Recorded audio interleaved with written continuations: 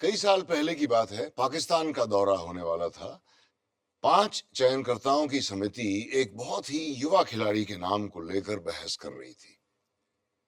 क्या इस 16 साल के लड़के को इमरान खान, वसीम अकरम और वकार यूनुस जैसे धुरंधर तेज गेंदबाजों के सामने खड़ा करना ठीक होगा? क्या होगा अगर ये लड़का फेल हो गया? उसका आत्मविश्वास इतना चकनाचूर हो जाएगा कि वो शायद उससे उभर ही ना पाए। सचिन कभी फेल नहीं होता, ये आवाज थी नरेंद्र तम्हाने की, जो थे भारत के पहले महान विकेट कीपर। उन्होंने बस इतनी बात बोली, उनकी आवाज में इतना भरोसा था कि बाकी चयनकर्ता संतुष्ट हो गए। सचिन तेंदुलकर पाकिस्तान के दौरे पर गए और बाकी तो इतिहास है। नमस्कार, आदाब। मैं हूं नसीरुद्दीन शाह।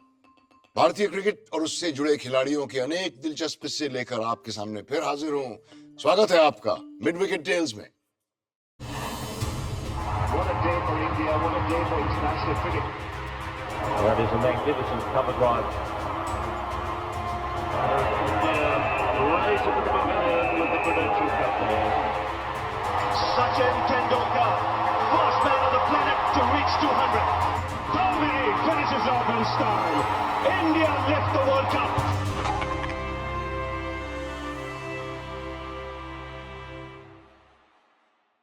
क्रिकेट एक टीम स्पोर्ट है। टीम में जगह पानी है तो आप 5-6 बल्लेबाजों में से किसी एक की जगह ले सकते हैं, या 4-5 गेंदबाजों में से किसी से बेहतर प्रदर्शन करके उसे आप बाहर बिठा सकते हैं। लेकिन अगर आप विकेट कीपर हैं तो उस एक खिलाड़ी की जगह लेना बहुत ही मुश्किल हो जाता है। ये भूमिका एक स्पेशलिस्ट खिलाड़ी की है और ये काम क्रिकेट फील्ड पर सबसे सख्त चुनौती भरा होता है। आज हम बात करेंगे उन खिलाड़ियों की जिन्होंने जिम्मेदारी संभाली न सिर्फ स्टंप्स के पीछे गेंद पकड़ने की, बल्कि भारतीय टीम का मनोबल बढ़ाने की भी। ग्लव्स और पैड्स पहने हुए शाबाश शाबाश चिल्लाते हुए हमारे विकेट कीपर्स।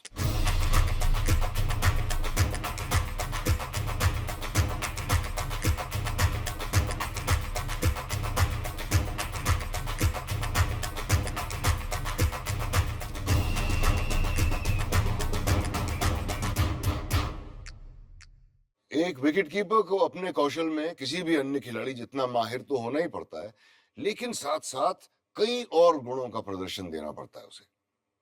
आमतौर पर एक विकेट कीपर में एथलेटिसिज्म, सहनशीलता और एकाग्रता कूट कूट के भरी होती है।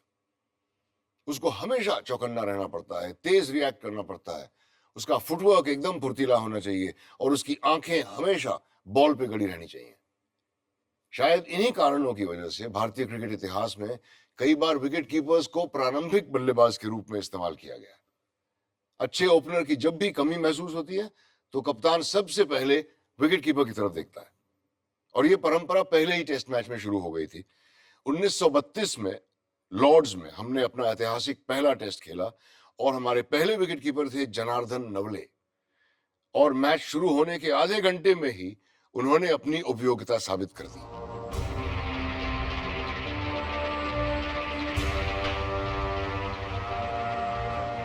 लाल सिंह की फेंकी हुई एक थ्रो को पकड़ने के लिए नवले झट से घूमे और गिल्लियां उड़ा दी, और रन चुराने की फिराक में फ्रैंक वुली रन आउट हो गए। और फिर जब नवले ने पहली गेंद का सामना करने के लिए बल्ला पकड़ा तो वो भारत के पहले ओपनर बन गए।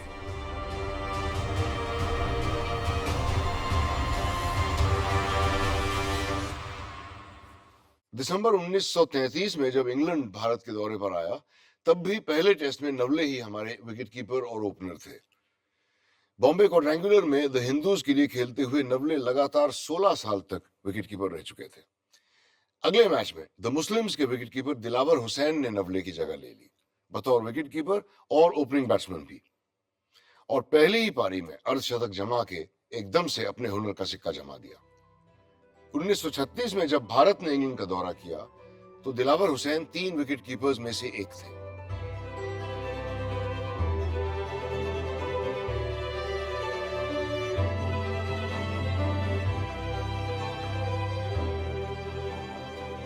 दत्ताराम हिंडेलकर हमारे तीसरे विकेट कीपर थे और उन्होंने भी प्रारंभिक बल्लेबाजी की।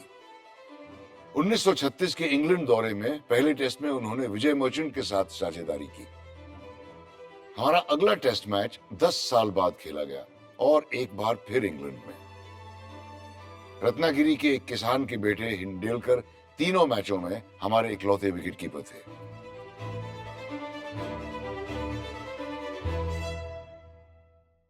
आजादी मिलने से पहले हमारे 10 टेस्ट मैचों में 4 विकेटकीपर्स खेल चुके थे।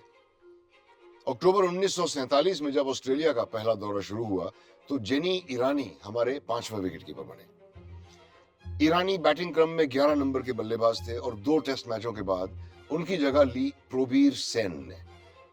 प्रोबीर सेन या खोखन भारत के लिए खेलने वाले पहले बंगाली थे। 1950 के दशक में भारतीय विकेटकीपर का स्थान पाने के लिए कई खिलाड़ियों के बीच मारामारी थी। इनमें से कई दावेदार घरेलू क्रिकेट में एक ही टीम बंबई के लिए खेल रहे थे। माधव मंत्री, जो सुनील गावस्कर के मामा थे, कई सालों तक बंबई के कप्तान रहे। उन्होंने भारत के लिए 3 टेस्ट में विकेट कीपिंग भी की। नाना जोशी महाराष्ट्र की ओर से खेलते थे। पूरे दशक में वो भारतीय टीम से जुड़े रहे, पर केवल 12 टेस्ट में उन्हें खेलने का मौका मिला। चंद्रकांत पाटनकर या डॉक्टर चंद्रकांत पाटनकर यकीनन भारत के इकलौते टेस्ट खिलाड़ी थे जो पीएचडी भी थे। वो सिर्फ एक टेस्ट मैच खेले। इन सबको भारतीय टीम से बाहर रखा एक ऐसे खिलाड़ी ने जो बॉम्बे क्रिकेट के लेजेंड्स में से एक हैं। वो पहले विकेटकीपर थे जिन्होंने भारत के लिए टेस्ट में 50 शिकार बटोरे, नरेंद्र तम्हाने।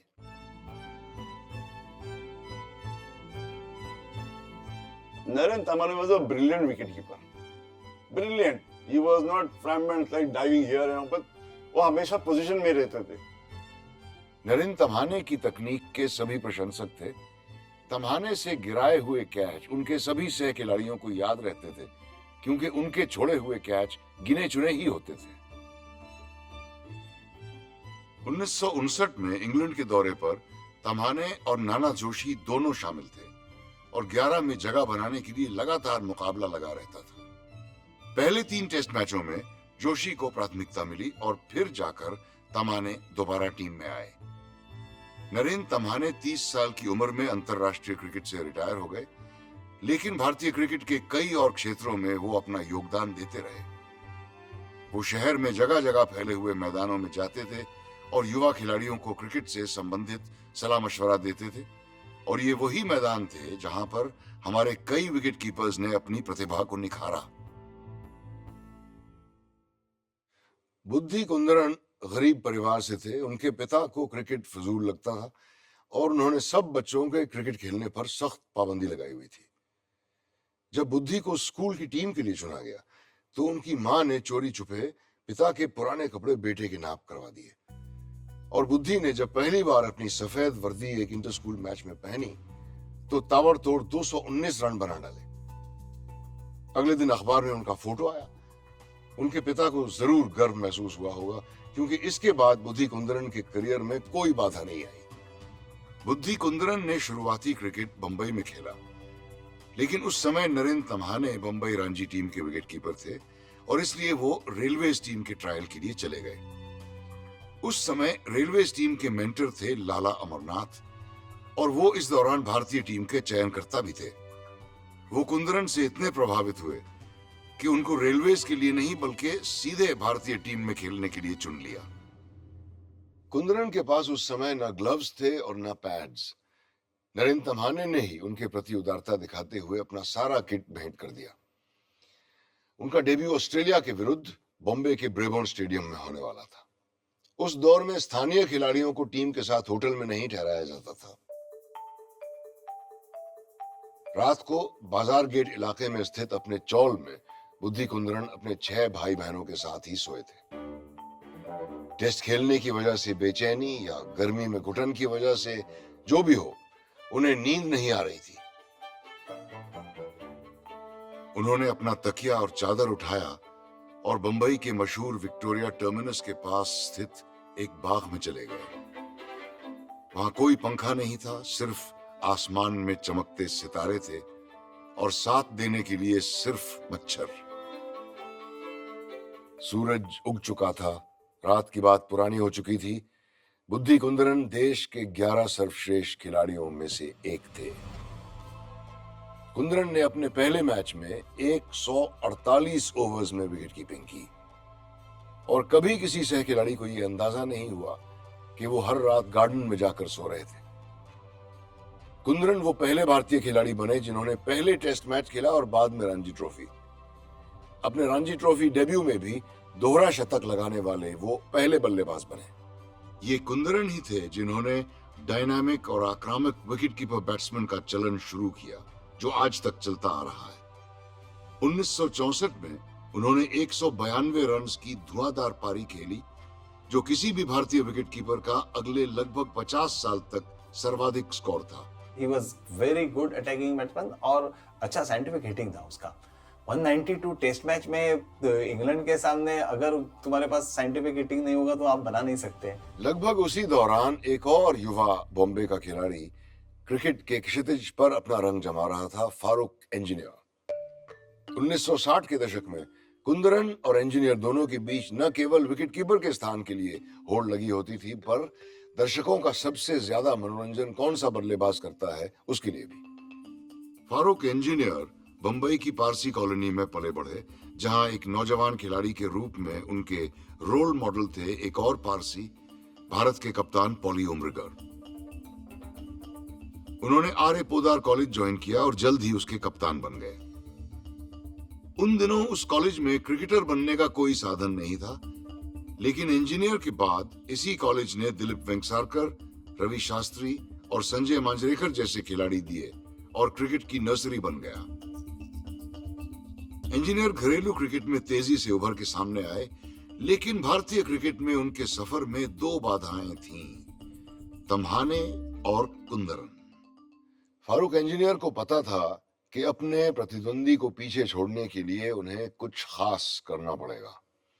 उस जमाने में, बल्कि आज तक भी, प्रैक्टिस और ट्रेनिंग कैंप्स में विकेट कीपर्स पर खास ध्यान नहीं दिया जाता।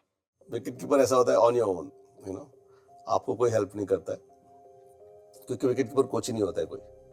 तो आप किसी को बोलते हैं यार कैच मार दे, किसी को बोलते हैं बॉल डाल दे तो मैं थोड़ा कीपिंग कर लूँ, मैं जान लूँ तो क्या बॉल डालता है, what is your speed, what is your length, I should have that feeling. जैसे बैट्समैन बैटिंग करता है, ड्राइव्स मारता है, बैटफुट खेलता है, स्क्वायर करता है, हुक करता है, विकेट कीपिंग का भी काम होता है ये करने का, और आपको कोई हेल्प करता नहीं होता।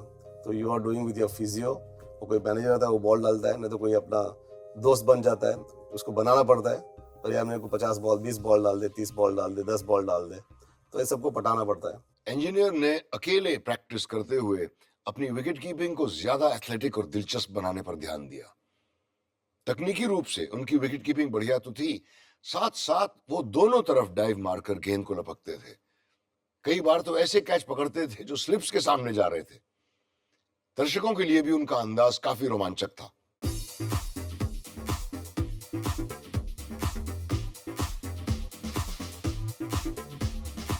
फारूक इंजीनियर भारतीय टीम का एक अटूट हिस्सा बन गए थे।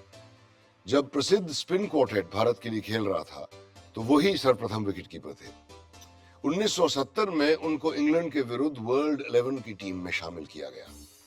1972 में वो दोबारा वर्ल्ड 11 की ओर से खेले, इस बार ऑस्ट्रेलिया के खिलाफ। इस बीच जब भारत की टीम 1971 में वेस्ट इंडीज के दौरे पर गई तो इंजीनियर को अजीबोगरीब ढंग से इसलिए ड्रॉप किया गया क्योंकि उन्होंने घरेलू क्रिकेट में कोई मैच नहीं खेले थे।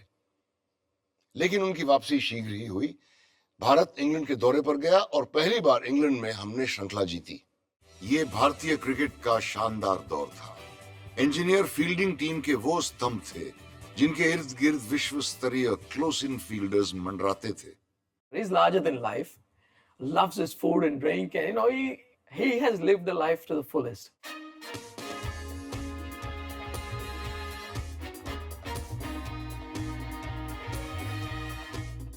And very flamboyant character.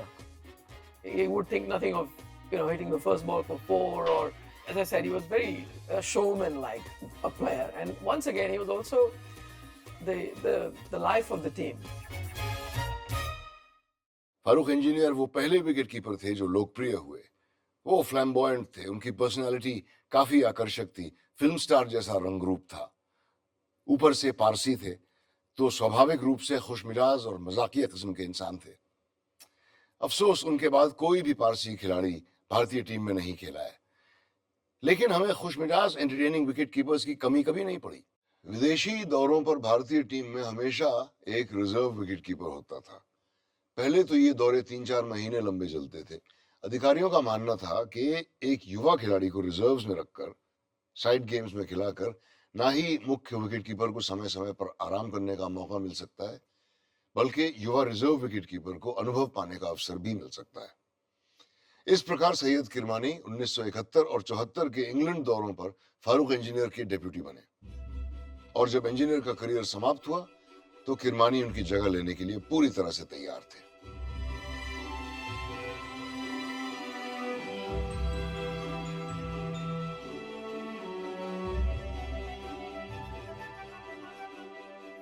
मेरी उम्र कुछ 10 या 11 साल की थी, तो जयमहल एक्सटेंशन जहाँ पे वालिद साहब को गवर्नमेंट क्वार्टर्स मिले थे, पूरे वहाँ के दादा जैसा एक उदय शेट्टी बोल के थे जो डॉक्टर साइकोलॉजिस्ट बन गए। वो उन्होंने बहुत ही बड़े शौकीन थे क्रिकेट के, और उन्होंने एक टीम कायम की। सबसे छोटा था मैं उस टीम में, तो ये खुद ब खुद अपने आप को कैप्टन बना लिए, उदय शेट्टी। अब विकेट कीपर कौन होएगा? तो बीइंग द यंगेस्ट उस टीम का, चलो पीछे खड़ो और रोको। कॉर्क बॉल को कैसे रोकूं मैं? ना पिच है ना कुछ है। अभी लेफ्ट राइट देखा, वहां पे ईंटों का ढेर लगा हुआ था, घरा बनने के लिए ईंटें पड़े हुए थे। अरे बेस्ट, एक ईंट उठा लिया और कॉर्क बॉल को रोकने लग गया मैं। अरे अब लेग साइड पे जब आएगा तो वहां पे कैसे रोकूं मैं? ऐसे रोकूं? नहीं। और एक ईंट उठा ली मैंने, 2 ईंट आ गए हाथ में। तो मेरे पहले ग्लव्स जो थे ना, वो ईंट थे।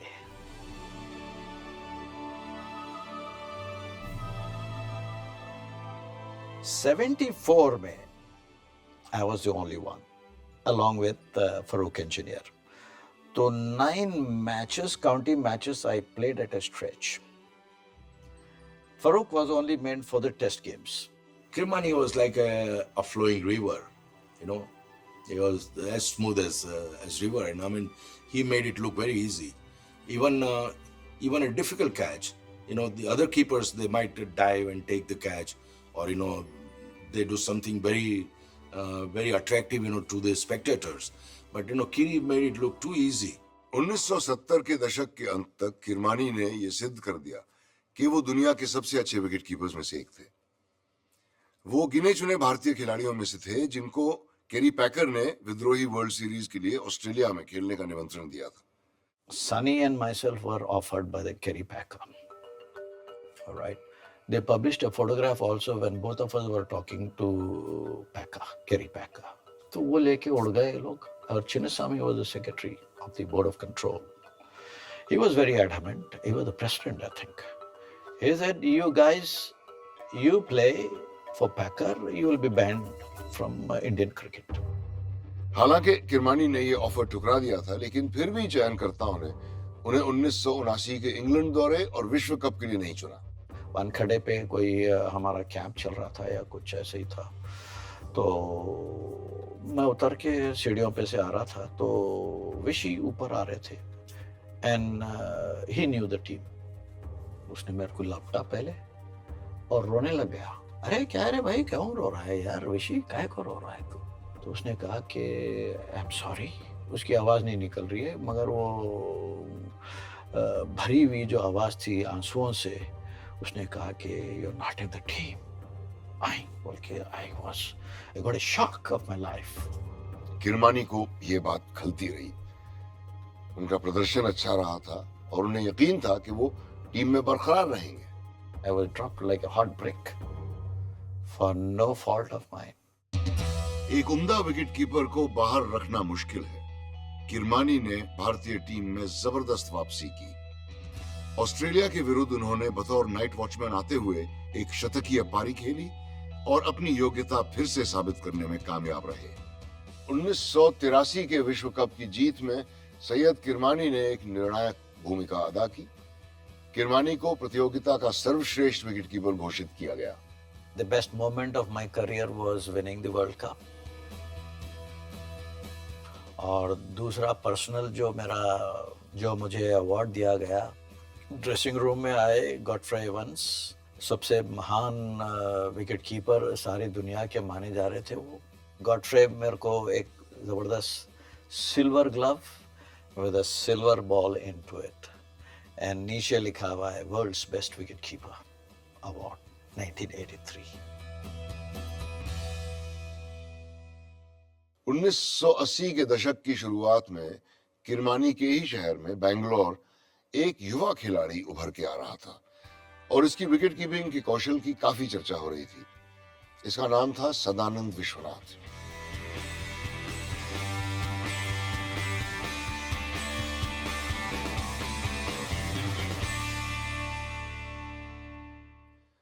उन्नीस सौ 81 में ये इंडिया अंडर 19 टीम में चुना गया, लेकिन उसके सामने एक बहुत ही कठिन चुनौती थी। राष्ट्रीय टीम में इकलौता स्थान पाने के लिए उसे पहले तो किरमानी के रहते कर्नाटका की टीम में दाखिल होना था। Well, I guess I was on my way to the bank, and Syed I used to walk from my house in Walton Road to Jai Mahal, a good 1 hour. It used to take me to walk and reach my bank in Jai Mahal, Syndicate Bank. So Kiri was on that way. So when Kiri looked at me and said, Vishy, do you want a drop? I said, sure, Syed, why don't you give me a drop? So as soon as Syed dropped me near the bank, I just said, Kiri bhai, I'm going to take your place very soon. and Syed said, yeah, I'll be glad to give them to you. But I would like you to work hard and yeah, I'll watch out for you. I mean, look at the confidence. I've got pictures of only you in my room. You must come and see my room. I didn't get that opportunity. Syed has also been my very good friend. In fact, he presented me a pair of gloves when I was coming up as a wicketkeeper and always had a word of advice for me. Yeah, we did share a very special relationship. And of course, it was professional because Syed did not want to lose his place in the Indian team. Unfortunately for him, he had a groin injury which kept him out. And I was just powering through, you know. I was really making a mark. And I guess the selectors and Indian cricket wanted me. And there was no looking back. Brilliantly stumped off a great leg break. It spun. Viswanath had the bails off in a flash. 1985 में Australia में खेली जाने वाली world championship of cricket के लिए विश्वनाथ को चुना गया और जल्द ही उन्होंने अपना नाम रोशन किया। And to play with my childhood heroes and to play against my childhood heroes from all the other countries was something spectacular. But all the while, my mummy was in the intensive care. She had a open heart surgery, and luckily for me, the doctors had permitted her to watch the matches on television. So I was doubly hell-bent upon performing and bringing us the Benson Hedges Cup back home to India. And I still remember telling Sunny Bhai that we're going to lift this trophy as we strolled through the Richmond Park. In fact, when we reached Melbourne, the first day, I did help to a blind Australian man to cross the road. And the blind Australian man was such a huge cricket fan, so we sat down and had a cup of coffee in the cafeteria, and he wished me all the luck. And you know what he said? He said, India is going to win this trophy. India is going to take home the cup. Australia में ये प्रतियोगिता जीतने वाली इस team को Wisden ने Indian team of the century घोषित किया। सुनील गावस्कर ने अपनी पुस्तक वन डे वंडर्स में तो ये भी लिखा है कि भारत की ये शानदार जीत के पीछे सबसे बड़ा हाथ विश्वनाथ का था। काफ़ी एक्साइटिंग विकेट कीपर थे और उनकी बॉडी लैंग्वेज, उनका क्रिकेट में भी दम था, विकेट कीपिंग में दम था उनके। Kept brilliantly, it was a huge name in India, you know, Sadanand Vishwanath. अफसोस की बात है कि विश्वनाथ जितनी ही जल्दी चोटी पर चढ़े उतनी ही जल्दी उतरे भी। And then he had one bad tour, Sri Lanka, you know, and kept very, you know, badly, you know, that's what the report said, you know, like, so that's where he got dropped. वो team में अपनी जगह बरकरार नहीं रख पाए और उनकी जगह ली उनके साथ अंडर 19 टीम में शामिल एक और खिलाड़ी ने। 1981 में भारत की अंडर 19 टीम ने इंग्लैंड का दौरा किया। इस टीम में कई खिलाड़ी थे जो आगे चल के भारत की ओर से खेले। Ravi Shastri, Navjot Sidhu, Maninder Singh, L Sivaramakrishnan. Wicket keeper के स्थान के लिए तीन तरफा संघर्ष था और आगे जाके तीनों ने भारतीय टीम में भी हक जमाने की कोशिश की। एक थे सदानंद विश्वनाथ, दूसरे चंद्रकांत पंडित और तीसरा जो सही मानों में लंबी रेस का घोड़ा था, किरण मोरे।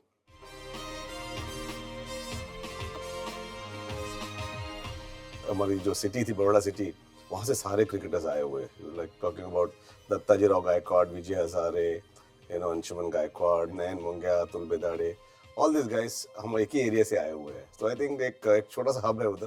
तो आई थिंक जो माहौल एक क्रिकेट का है और सारी काफ़ी स्पोर्ट्स का, there is to be 3 ground, जैसे कि शिवाजी पार्क है वैसे ही बड़ा ग्राउंड था। तो वहाँ पे 3-4 ग्राउंड थे, 3-4 ग्राउंड पे टॉप क्रिकेट होने का बड़ौदा का, all the top cricketers to play. 1982-83 में जब भारत ने वेस्टइंडीज का दौरा किया, तब किरण मोरे को सैयद किरमानी के अंडरस्टडी के रूप में चुना गया। किरमानी से मैंने बहुत कुछ सीखा और उनकी स्टाइल अलग थी थोड़ी, ways to pick up the ball, उनकी जो गैदरिंग थी, कैसे एंटिसिपेट करते थे, how is to make it look very easy also. एक माहौल ही कुछ अलग देखने मिला। फर्स्ट टाइम मैंने रियलाइज किया ये टेस्ट क्रिकेटर है भैया, आप जाग जाओ।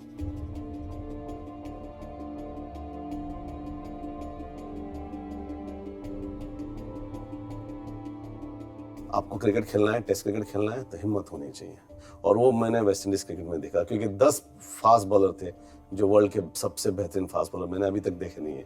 इस श्रृंखला के दौरान किरण मोरे को ज्यादा मैच खेलने का मौका तो नहीं मिला, लेकिन अनुभवी भारतीय खिलाड़ियों के साथ रहकर, उनके किस्से सुनकर दिमागी तौर पर किरण मोरे काफी सुलझे हुए क्रिकेटर बन के वापस आए। जैसे प्लेयर्स थे हमारे टीम में, गावस्कर, अंशुमन गायकवाड़, वेंकसारकर, किरमानी, मदन लाल, सब लोग हिम्मत वाले थे सब लोग। जब मैंने सनी भाई को मैंने बोला सर बोला, तो मुझे बताया सर नहीं बोलेगा, call me Sunny, so that confidence he give us, और आपके हमेशा आंखें और कान खुले रखने पड़ते हैं कि आप तभी सीख सकते हो, उसके बिना नहीं सीख सकते। 1986 में भारत इंग्लैंड के दौरे पर निकला और चयनकर्ताओं ने किरण मोरे को प्रमुख विकेटकीपर चुना। अंग्रेजी परिस्थितियां काफी चुनौतियों से भरी होती हैं, लेकिन किरण मोरे एक ऐसे खिलाड़ी रहे हैं जिन्हें चुनौतियों में ही मजा आता है। उनका पहला टेस्ट मैच था लॉर्ड्स के मैदान में। लॉर्ड्स पे जाके डेब्यू करना बहुत बड़ी बात होती है और सबका ड्रीम होता है, क्रिकेट का मक्का है वहाँ पे डेब्यू करना। तो आई थिंक अभी भी याद है, और पहले टेस्ट मैच खेलना और जीतना। हम लोग वनडे क्रिकेट भी डोमिनेट किया, टेस्ट क्रिकेट, और इंग्लैंड में टेस्ट सीरीज जीतना बहुत बड़ी बात होती है। And I had a fabulous tour, I batted well, I kept well, got 18 victims in that series, and the side games I performed very well.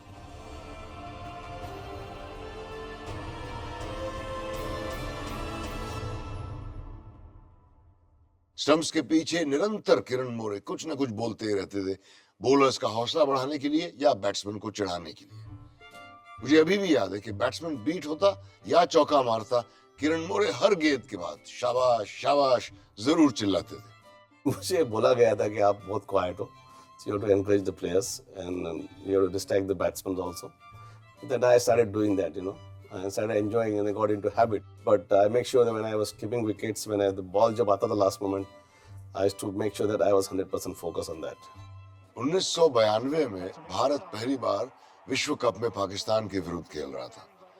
जाहिर है कि दोनों टीमों के खिलाड़ियों के ऊपर काफी दबाव था। पाकिस्तान 17 रनों पर 2 विकेट खो चुका था जब उनके विश्व प्रसिद्ध बल्लेबाज जावेद मियांदाद बैटिंग करने मैदान में उतरे। किरण मोरे ने उन्हें छेड़ने में बिल्कुल भी वक्त जाया नहीं किया। Javed had a back injury, was not fit. तो मैं बॉलर्स को बोलते हुए इसको आगे डालो, इसका बॉल 30 यार्ड के बाद नहीं जा रहा है इसका ball. He was getting very upset. और उसको मैं कुछ भी बोल रहा था, वो भी मुझे कुछ बोल रहा था। Kiran would not lose an opportunity to, talk to the batsman ये वो। तो ये needling हमेशा उनकी चलती थी। तो थोड़ा बोलते हैं जावेद, एक तो खत्म हो जाता, हम लोग मैच जीत गए तो हमारा ही मैच है, आराम से खेल ले तो। और एक बार से appeal down the leg side of Sachin bowling, and I thought he was out, he was caught behind. तो मैंने जोर से अपील की, तो ये बोलता है तो काय को खाली पिकल का फोकट का अपील करता रहता है और जम करते रहता है मैंने बोला आप अपना काम करो, मैं मेरा काम करता हूँ। This is better language I am using, but उससे शुरू हो जाता है ज़्यादा काफ़ी। And Shah will just make his point now. and say, hang on a moment, son, and excuse me, Mr. Moray, would you mind not talking while I'm facing up? Chatter, chatter, chatter, who, me? And perhaps it is just as well that no one can understand precisely what they're saying. I had advantage, I had a gloves in my hand, so I used to talk like this. So camera में पता नहीं चल रहा था और mic पे भी जाता नहीं तो सिर्फ उसको सुनाई दे रहा था. किरण मोरे कद में थोड़े कम जरूर थे लेकिन साहस में नहीं. वो एक चतुर और होशियार विकेट कीपर थे. हमेशा मौके की तलाश में रहते थे. Not to the pitch if it turns and a smart piece of glove work. Kiran More ने बड़ौदा क्रिकेट की अहम परंपरा को आगे बढ़ाते हुए 1998 तक स्टेट टीम की कप्तानी की. भारतीय टीम के अगले विकेटकीपर बड़ौदा के ही एक क्रिकेटर थे. मोरे की निगरानी में ही सालों से वो खेलते आ रहे थे. नयन मोंगिया कई सालों तक किरण मोरे की निगरानी में बड़ौदा टीम में खेले. 1990 में भारत के इंग्लैंड दौरे के लिए उन्हें मोरे का डेप्यूटी भी चुना गया.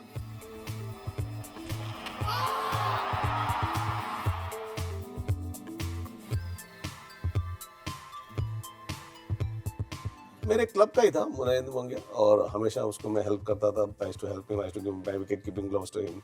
He used to practice with me every day. So I think I can say that it is always about देख के सीखे. And I remember I used to allow him to keep wickets for my club also. And he kept wickets in Ranji Trophy also. And I was fielding also. So I given a lot of opportunities, and he grabbed it and kept very well, and he's done very well playing 39-40 test matches for India. बहुत बड़ी बात होती है. शायद किरण मोरे के अंदाज का मोंगिया पर काफी असर पड़ गया था क्योंकि जब वो 1994 में भारतीय टीम में आए तो कुछ वैसे ही स्वभाव से खेलते थे. स्टंप्स के पीछे तो काफी भरोसेमंद थे ही, साथ साथ हमेशा उत्तेजित रहते थे. मोरे की तरह जोर जोर से अपील करते रहते थे. जब टीम में आए वापस मेरे साथ 1992 टूर पे England, so I think he was my debut that series and he did very well. Like सबका एक टाइम होता है. सो my performance going down slightly. She was doing very well. She became India's number wicket keeper. उस दौर के ऊंचे नीचे गड्ढों से भरे पिच पर अनिल कुंबले जैसे गेंदबाज की गेंद अधिक उछाल लेकर आती थी. उनके लिए wicket keeper I am sure one of the biggest assets, क्योंकि उनका not only speed in the air but जो वो बाउंस जनरेट करते थे एज अ बॉलर वो बहुत ही अलग था. I think he was one of the first guys जिसने हेलमेट डाली. नयन मोंगिया मेरा रूम पार्टनर भी था तो मैं इनको पहचानता भी ठीक तरह से. कभी कभी एग्जैजरेट करते थे चीजें and that is to make Anil Kumble very angry. Turning pitches कभी कभी लेग स्टंप पे बॉल गिरती थी और लेग साइड पे गई तो थोड़ी बाउंस हो गई तो मोंगिया ऐसे पकड़ के कूद के गिर जाते थे. देखने के लिए कि कितनी बॉल कूदी है, कितना गंदा पिच है और उसके बावजूद मैंने पकड़े और मुझे कितनी मेहनत करनी पड़ी. और कुंबले उसके पास ऐसे घूर के देखते कि इतनी उछली नहीं है, क्योंकि उससे थोड़ा सा कुंबले का भी क्रेडिट कम हो जाता था कि लोगों को लगता था कि पिच एकदम ही लैंड माइन जैसी है, माइनफील्ड जैसी है. हेलमेट के ग्रिल के बावजूद नयन मोंगिया के चेहरे की मुस्कान साफ प्रकट होती थी, लेकिन उस मुस्कान के पीछे एक निहायत ही कंपेटिटिव खिलाड़ी था. उनके इस मिजाज से कप्तान और बॉलर्स का हौसला बढ़ता था. बल्कि अगर कोई कमजोरी थी तो ये कि वो ज्यादा ही उत्तेजित रहते थे. एक बार तो मैच रेफरी ने उन्हें हद से ज्यादा अपील करने के लिए उन पर एक मैच का बैन लगा दिया. I think wicket keeper is a backbone for every bowler, क्योंकि जब ऐसी सिचुएशंस आती है, स्टंप होते हैं या आपको कुछ वेरिएशन करना है या कुछ चेंज करना है, विकेट कीपर सबसे नजदीक होता है. तो वो एक ट्रस्ट और अंडरस्टैंडिंग होती है और वो कॉन्फिडेंस बॉलर और विकेट कीपर का बहुत ही इंपॉर्टेंट होता है. So as a bowler definitely Nayan one of the fantastic keepers India ने देखे हुए. अगर बल्लेबाजी देखे तो Nayan Mongia was a very good batsman. यानी जब एक साल में डोमेस्टिक क्रिकेट मैंने खेला और सब डोमेस्टिक बैट्समैन मैंने देखे तो नयन मोंगिया मेरे बुक्स में नंबर 1 डोमेस्टिक बैट्समैन थे. इतने अच्छे वो बैट्समैन थे. 1990 के दशक के अंतिम चरण में मोंगिया का नाम मैच फिक्सिंग स्कैंडल में आया. हालांकि उनके विरुद्ध सभी आरोप हटा दिए गए, लेकिन जो नुकसान होना था वो हो चुका था. 2001 में ऑस्ट्रेलिया के खिलाफ कोलकाता में खेली गई ऐतिहासिक टेस्ट मैच में उन्होंने वापसी की थी, लेकिन वो उनका आखिरी टेस्ट मैच था. उसके बाद I became a selector and we were desperately looking for wicket keeper. Rahul Dravid was kept wickets for India 75 matches. That shows that we had no talent. चयनकर्ताओं ने 17 वर्षीय पार्थिव पटेल को 2002 में टीम में फास्ट ट्रैक कर दिया. पार्थिव कुल 20 टेस्ट मैच खेले, लेकिन किसी को यह भरोसा नहीं दिला पाए कि हमारी विकेटकीपर बैट्समैन की तलाश पूरी हो गई थी। उनसे 3-4 महीने छोटे दिनेश कार्तिक ने उनकी जगह ली। घरेलू क्रिकेट में वो खूब रन्स बना रहे थे, लेकिन अंतरराष्ट्रीय स्तर पर उनकी बैटिंग ने काफी निराश किया। कार्तिक ने बाद में वापसी तो की और भारत के लिए बैटिंग भी ओपन की, लेकिन वो उस भारतीय विकेटकीपर को रोक नहीं पाए जो भारतीय टीम के कप्तान बनने वाले पहले विकेटकीपर थे। उनके स्कूल में ऐसा कोई शीशा नहीं था जो उन्होंने तोड़ा ना हो। छोटी उम्र में ही उन्होंने बिहार की जूनियर टीम में खेलना शुरू किया। 2000 में झारखंड अलग राज्य बना, तब वो 19 वर्ष के थे। खड़गपुर रेलवे स्टेशन, जहां 1 किलोमीटर लंबा प्लेटफॉर्म है, वहां उन्होंने टिकट कलेक्टर की नौकरी भी की।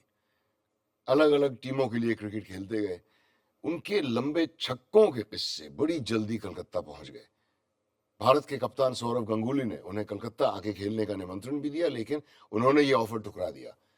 उन्हें तो रांची में रह के झारखंड के लिए ही खेलना था। महेंद्र सिंह धोनी भारत के सबसे बड़े स्मॉल टाउन हीरो हैं। आज वो निस्संदेह भारत के सबसे लोकप्रिय क्रिकेटर हैं और सबसे सफल विकेटकीपर भी।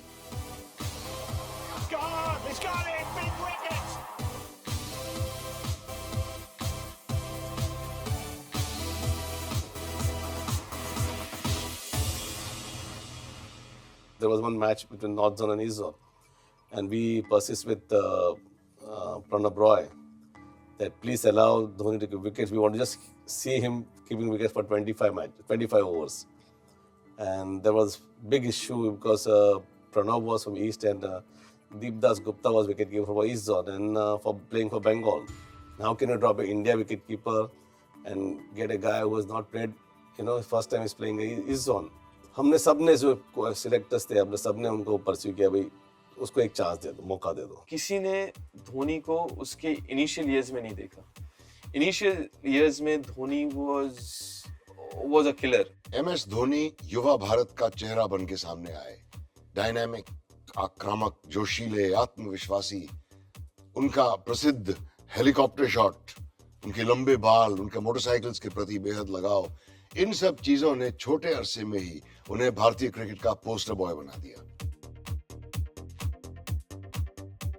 I liked his overall approach to the game. The way he used to go out there, I think, bat, keep wickets, and he was absolutely cool also at the same time. He never used to get excited.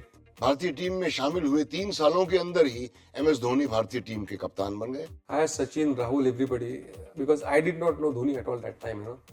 I asked him about the person, what he is like, and they said he is a good thinker of the game, and that clicked, and I said, no, he is my future captain. और कप्तान बनते ही उन्होंने एक युवा team के साथ भारत को पहली वर्ल्ड T20 चैंपियनशिप में जीत दिलाई। मैं भी ऐसा मानता था कि विकेट कीपर को कैप्टन बनाए बहुत डिफिकल्ट हो सकता है, because he has to do the field setting, bowling, सब कुछ देखते हैं उसको, and to keep wickets also. But I think he has changed the whole pattern of things in world cricket. Because a wicketkeeper is the best judge of the game. He is the best guide to the bowlers. He is the best guide to the fielders. He is the best guide to find out the weaknesses of a batsman who's in front. And he can control the game. He is the catalyst of the team. और उनके under 3-4 legends भी खेले हैं, but at no point of time on the field ऐसा लग रहा था कि वो कप्तान नहीं है. He looked the captain in charge. At the same time मैंने पूछा है एक लेजेंड से, उस लेजेंड्स में, कि has he ever been disrespectful because he was captain. थोड़ा आ जाता है, यंग लोग हैं, एरोगेंस में कभी कभी आ जाता है, but not once. पिछले एक दशक में धोनी क्रिकेट जगत में सबसे बड़े ब्रांड बन के उभरे हैं। बतौर कप्तान उन्होंने 2009 में भारतीय क्रिकेट को ICC रैंकिंग के शिखर पर डाल दिया और 2011 में विश्व कप भी दिलाया। उनकी बैटिंग और कप्तानी के कारनामों की बात करते हुए हम ये बात भूल जाते हैं कि वो भारत के सबसे सफल विकेटकीपर हैं। एक दिन मैंने उनको रिमाइंड करा, आपने 550 विकेट्स लिए आपको इंटरनेशनल क्रिकेट में, आपको मालूम है? तो उनको मालूम नहीं था। अभी भी जब भी मैं मिलता हूँ, I don't see a difference कि यार अभी वो कप्तान बन गया है, वहाँ तो मोस्ट सक्सेसफुल कप्तान, इतना कुछ है, लेकिन is been the same person, and that is I guess his greatest strength. MS Dhoni विश्व क्रिकेट इतिहास में सबसे महानतम विकेटकीपर्स में से एक है। 2014 में धोनी ने टेस्ट क्रिकेट से संन्यास ले लिया। उनकी 38 की टेस्ट बैटिंग एवरेज किसी भी अन्य भारतीय विकेटकीपर से ज्यादा है। उन्हें ओडीआई क्रिकेट के इतिहास में सर्वश्रेष्ठ फिनिशर माना जाता है। MS धोनी ने एक ऐसा मकाम हासिल किया है जिसके आधार पर अब हर आने वाले भारतीय विकेटकीपर को परखा जाएगा।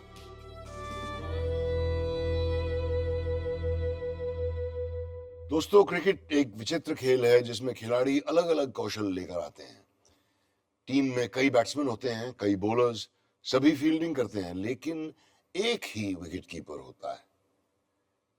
वो विकेटकीपर ही होता है जिसे मैदान पर हर पल खेल से जुड़े रहना पड़ता है। बैट्समैन बॉल को खेले या ना खेले, गेंद तो विकेटकीपर के पास ही जाती है। खेल की गति वो ही तय करता है। एक विकेटकीपर ना ही स्टंप्स के पीछे गेंद की जिम्मेदारी संभालता है, बल्कि टीम के मनोबल की भी जिम्मेदारी लेता है।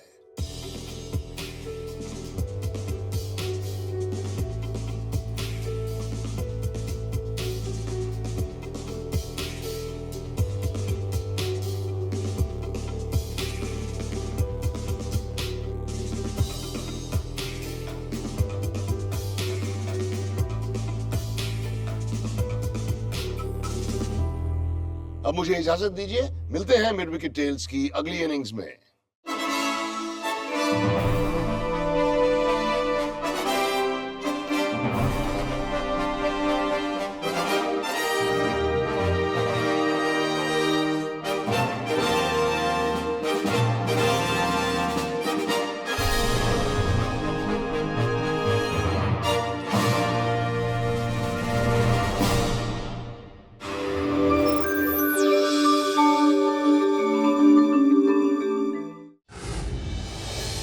Like, share, subscribe and click on the bell icon to never miss an update from Epic.